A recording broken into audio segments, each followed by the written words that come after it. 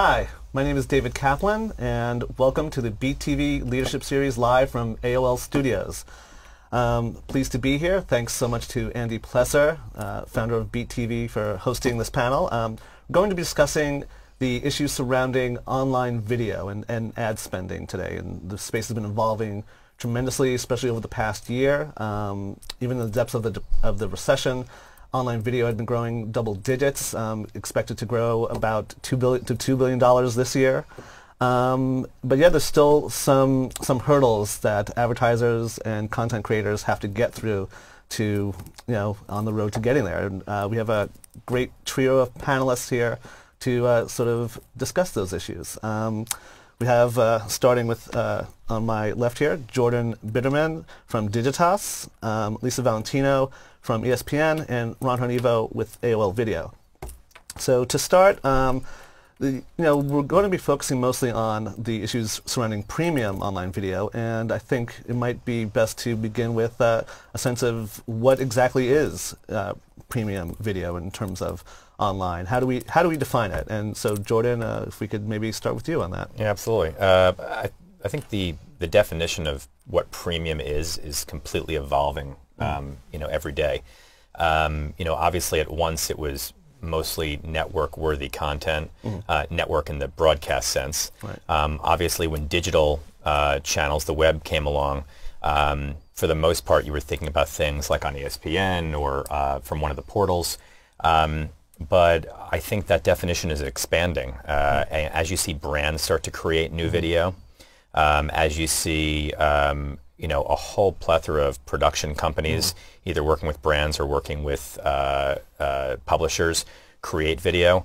I think what we're looking at right now is this mid-tail of content.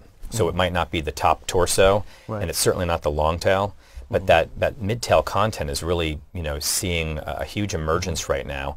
And so premium is whatever it's defined to be by the marketer or by the user who's consuming or benefiting from the content.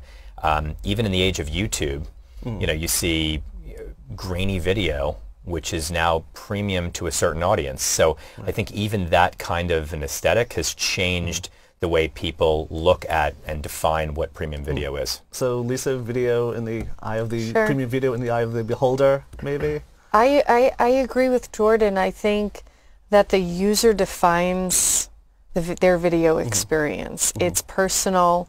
I do think, just sitting within ESPN, that so much of what's being consumed is live.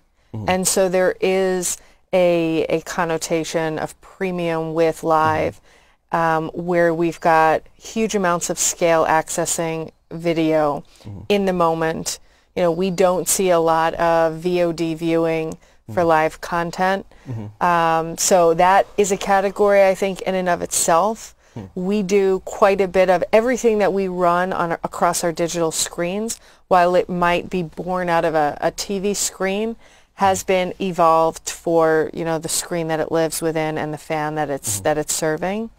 But ultimately, the fan determines what's premium. Well, Ron is Ron is a producer of premium online video and online video in general.